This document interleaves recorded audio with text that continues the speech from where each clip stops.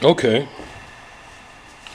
well, I'm here at the computer that needs the new motherboard that belongs to our video editing system. This is what is in the computer now for a motherboard, and this motherboard is no longer available, so I ordered a new motherboard from newegg.com, and that's what's in this box. Now, I haven't opened this yet. I figured I'd make a video of changing this motherboard out, so that's what we're going to do today.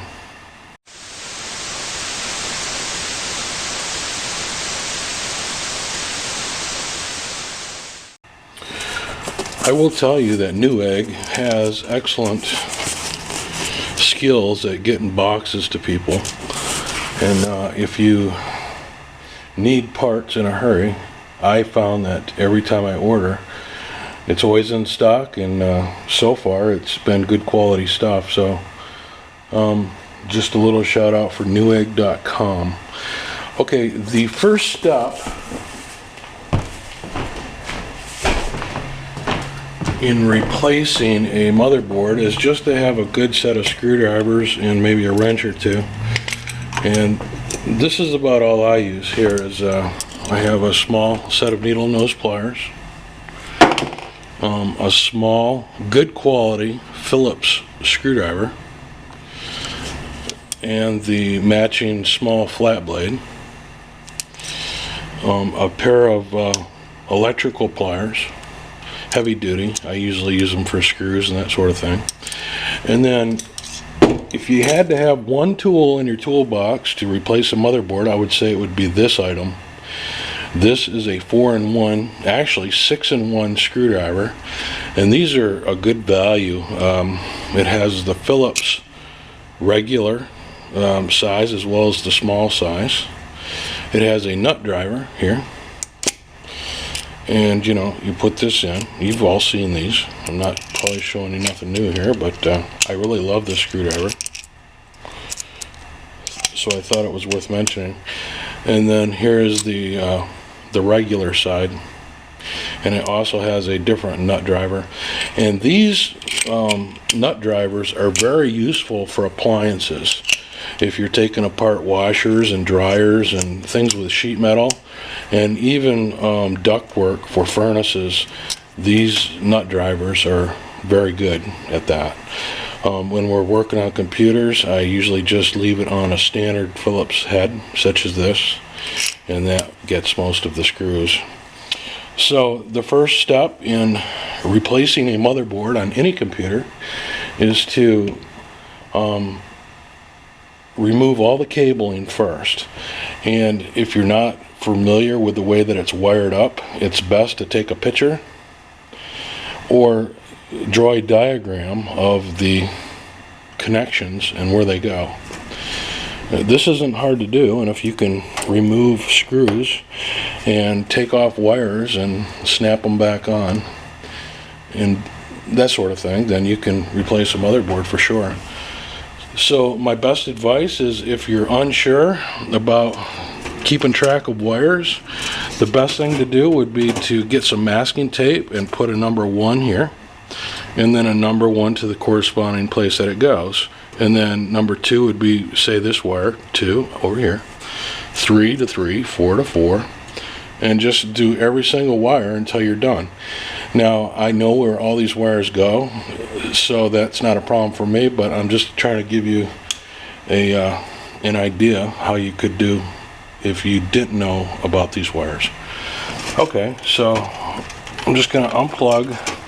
Now, most of the connections that go to different peripherals, there's only a couple different connections, and most of them have this squeeze type of connector, and even the different size shaped ones. Now, this one is a SATA connector, and it is usually found on hard drives as well as CD-ROMs and that sort of thing, and that's just a pull connector. You can just pull that away. This cover had fluorescent tubes that were on the side, you can see here, and there's a transformer here, and then here's another one here, and these were to glow. I think these ones were blue, And this thing, my son ordered it, and I don't remember how much he paid, but the point is these things didn't even last a month, and they burned themselves out. So in my opinion, these are a waste of money. I mean, the fan has a blue light in it, which looks pretty neat, but the bearings are also weak in it. I heard it squeaking, so that'll probably need replaced as well. I'll probably just run it till it dies though. But as far as this fluorescent tube kit, it really looked cool for about a month, and then it just died, so it's kind of a waste of money. Maybe if you get a better quality one, I'm not really sure on that. If you have big Sasquatch hands like myself, a pair of these also comes in handy. It's just a really big pair of needle nose pliers, and you can just get in here and carefully squeeze and then remove the connections without killing yourself on it. Now these connectors, these ribbon connectors, they always have a red wire on. Of course this one doesn't, because I said that. Well, this one has black writing here, so you can always use that as a reference. Now it does matter, but if you look on the end, there's always usually a pin missing, and you can figure out which way it goes by finding the missing pin. Not all computers are going to have these ribbon cables, because it is the older technology to SATA, but this computer just happens to have both types in it. All these wires right here are the power switch for the front. Could be USB for the front side as well as the back, as well as microphone input and speaker jacks that may go to the front or the back panel through these small wires, as well as any indicator lights such as power light or hard drive activity light, that sort of thing. So it's very important that you figure out where these go. Now the board is marked. I don't think this camera is going to pick it up, but if you look down in there very closely, there is writing on the motherboard of where each set of those wires goes. And if you follow these wires, you can usually follow where they go. This big one here carries several different things, and I'm following it up here, and it looks like it goes up to the top. And the top on this is the power button, so that's probably where that's going there, as well as the reset and maybe a power light. So I just wanted to bring your attention, before you pull these off, make sure you know where they go again. So even write it down, because see what happens when I pulled that out, these all separate. But it's really not a problem, because they also say, like that one says reset SW, so this one would be for the reset switch. This one's marked, it says HDD LED, so that'd be the hard drive light. And then these two other ones go to the power LED light, and there's a positive and a negative, so you know you want to make sure you get the polarity right on these, and there's a little plus and minus on there. So you just have to match them up very carefully on the board. Okay, I think looking down through here that all of the wires are removed from the motherboard, and it's just a matter of taking these screws out, like what's down here, and they're Phillips screws. So now I'm going to bring my smaller screwdriver in here, that way I can get around a little bit easier and start taking these screws out.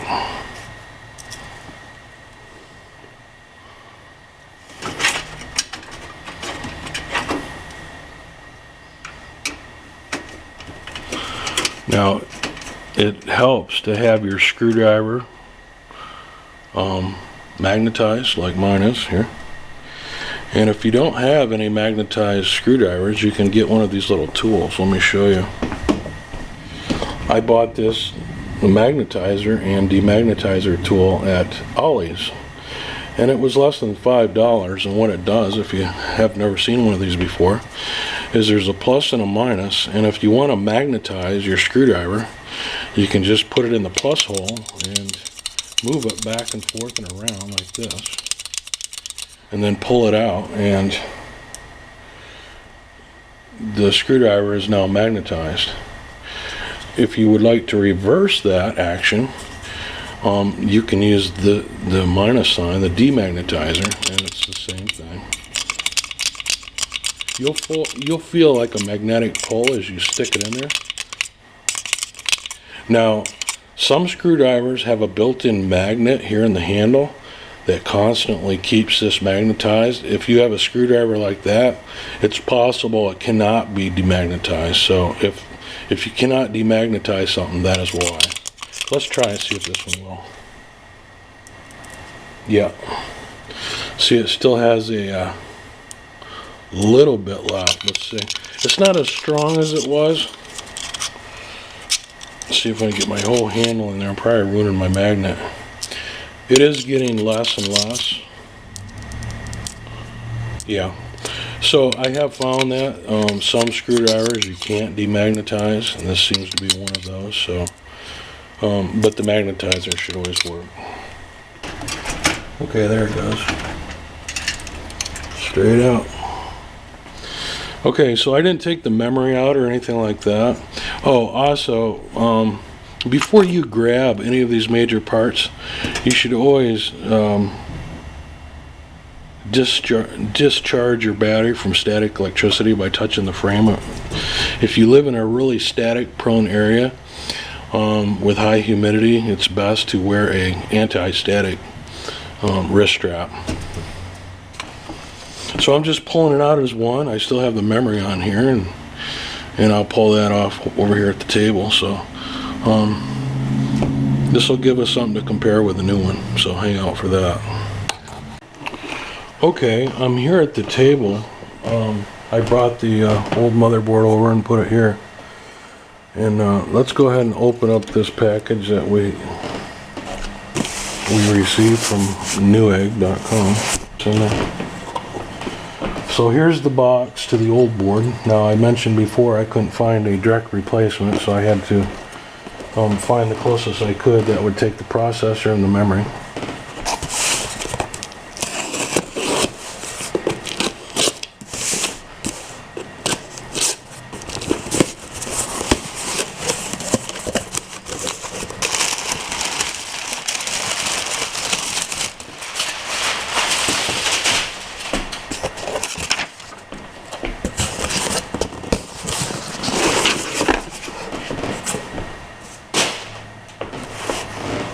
So here's the new one.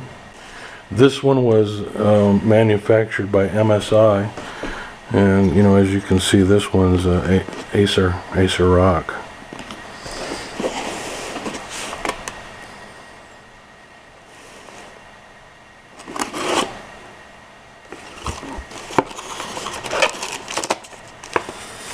So if you want to know all about the motherboard, that's where to start. Comes with a little disc of the drivers and some utilities that are on the motherboard for probably the audio and the video and that sort of thing, maybe the USB drivers. Here's a new back plate. Hopefully we'll be able to use the old one. Let's see. See if this matches up.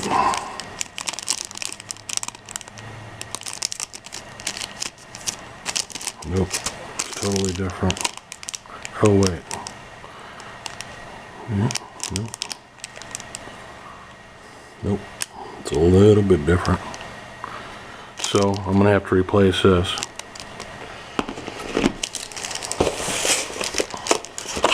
A couple new SATA wires that we probably won't need.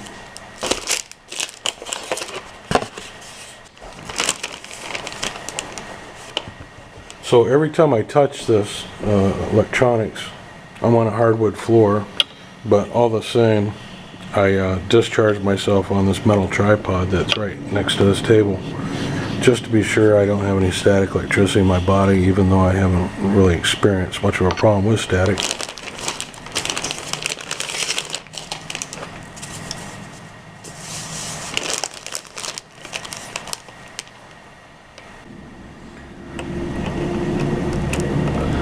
See, they move like this here is a little bit further that way. And I'm going to have to put it in the case to actually check the screw hole configuration, but I think we'll be fine on that.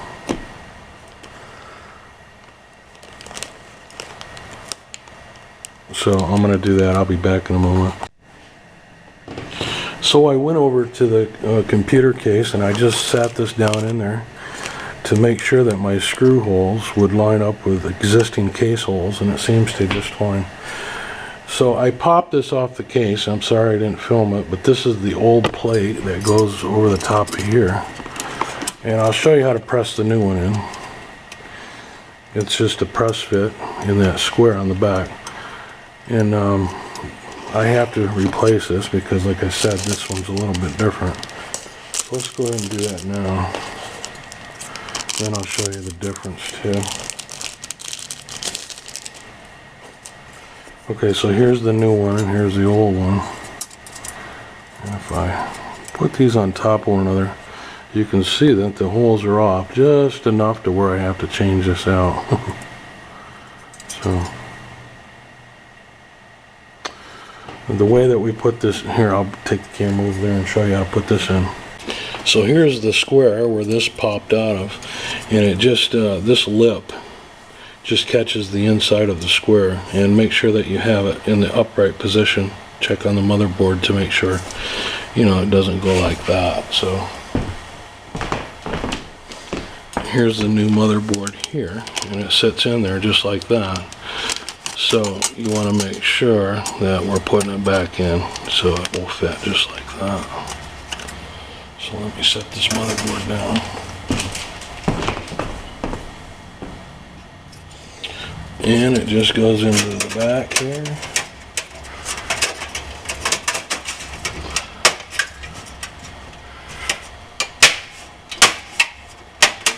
Let's go all the way around and snap it in.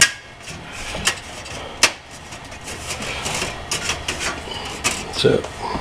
Okay, let's go back over to the table. Alright, so I had to charge my camera up and change the card in it. I spent some time while the camera was charging just looking through this book, and I'm glad I did because I learned a couple things that I actually didn't know. So don't be too proud to read your owner's manual. You know, there might be something in there that you don't know, and it will help your performance of your card. So we're ready to move things over. And what I mean by things is the processor, the fan for the processor, the memory modules, and that's about it. Then we'll be ready to move it. So the first thing is the memory, and that's the easy part. Now this replacement board actually has two different memory module types that it can accept.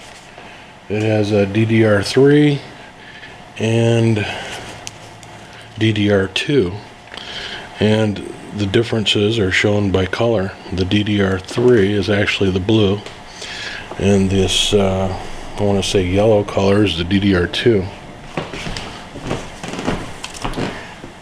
So you've probably watched or seen somebody change out memory before, so I'm not going to go into all the details on that. But these clips hold it in. I do have a video up on the web, on YouTube, if you want to see how to put memory in. And so I'm not going to go into great detail about that. I'm just going to go ahead and do it here. And the blue, the DDR3 is the blue. So, you know, you have to go with the two blue ones. These are 4 meg modules each. So there'll be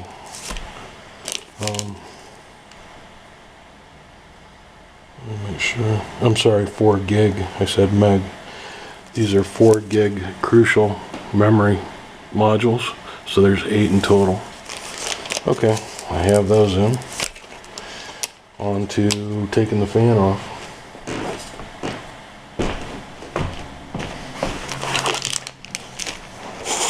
Now these fan clips can be a real pain in the butt.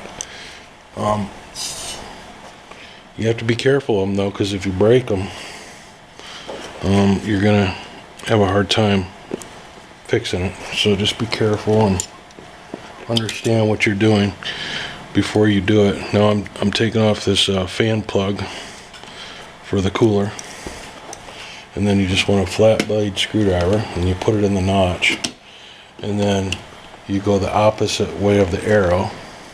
I'm sorry, you go the way of the arrow, which is counterclockwise, while pressing down, and that should release the fan. Doesn't feel like it. There we go. We'll be careful when we put it back on. I don't think that was on there right. It's not real crucial because it's just cooling that chip, but it looks like it got put on a little crooked. I'm going to put it up like that because we have to take this coolant paste off there, and I have to get some alcohol for that. Alright, so you've seen me use these alcohol swabs before, and they come in real handy. Just clean off the old paste here.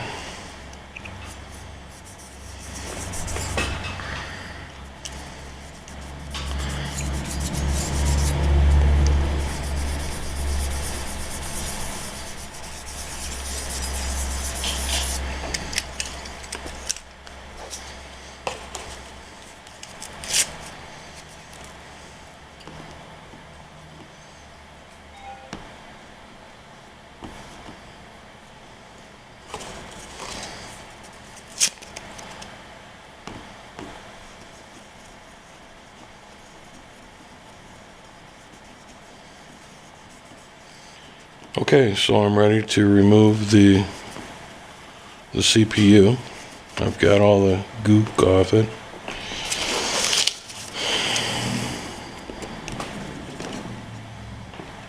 Again, I have videos that explain how to do all this, so if you want to know how to remove the central processing unit, go to my channel page and type in CPU, and you'll find the video there.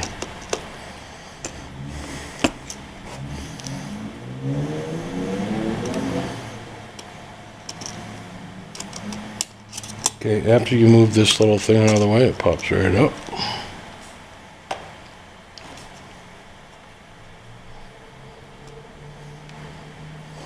I'm going to leave this open for just a minute because I'm going to put this little plastic thing back in that old one. We're going to try to send that in for warranty work and see if they'll accept it. Little screwdriver.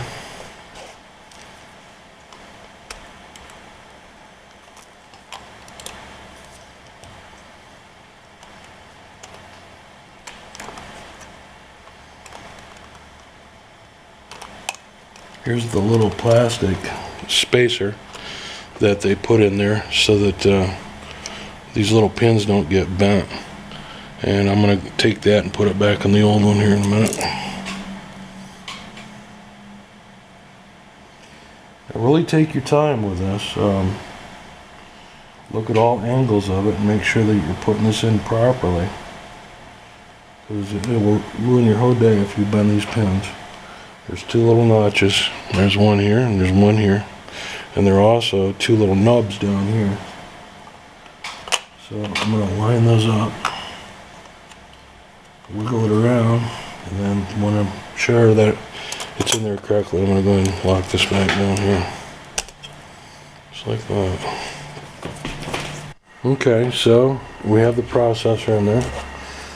Can't forget our heat compound. A little dab will do you. The socket for this processor is called a LGA 775. So when we purchased another motherboard, we had to make sure of two things. Well, actually three.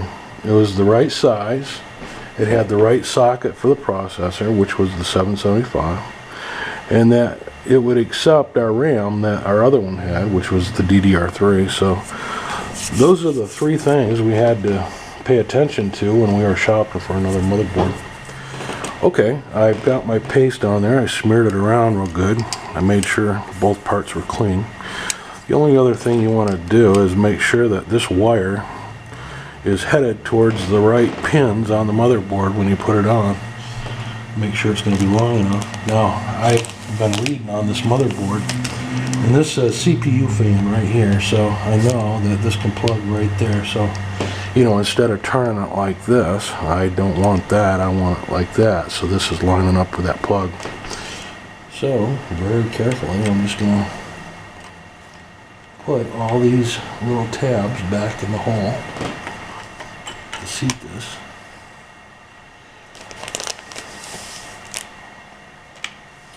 And once you locate the hole, press them down in.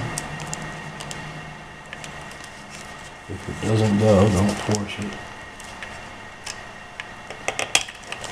Well, maybe a little.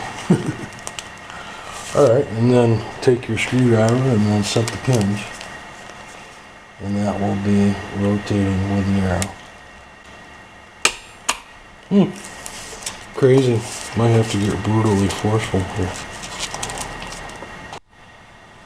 Okay, when in doubt, check the butt. I was turning these the wrong way.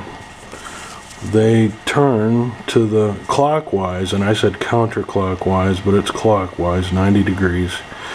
And, you know, they labeled this with an arrow going counterclockwise, and instead of this meaning to put on, it actually means to take off. So, in my opinion, that's a little bit backwards, but that's how they did it. The main thing to make sure is that this thing's sitting on there nice and square, and that it looks seated on the back, which it does now. I've checked it out really good. The last thing to do is go ahead and plug in this fan here, and that's keyed, so chances of messing that up are minimal. Okay, so I have my memory modules all seated, ready to go. I've got my processor in there, I've got my fan. So I'm ready to go ahead and take it over and mount it in the case next. Okay, well, I'm back over, I'm ready to put it in. Here's how I'm going to hold on to it, right by the big old heat sink. Make sure you ground yourself before you touch this.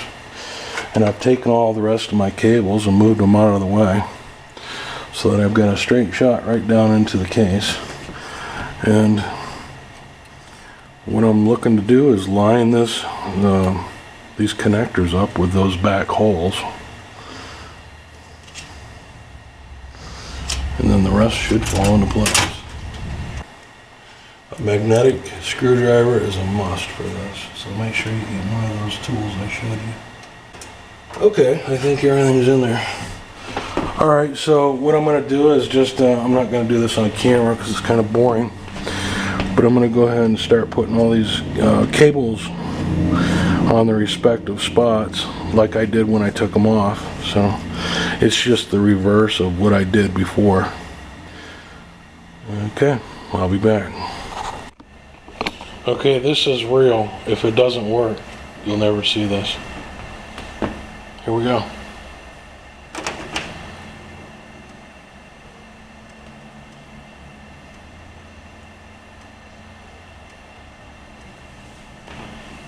It's on, it's on, it's on, it's on, it's on!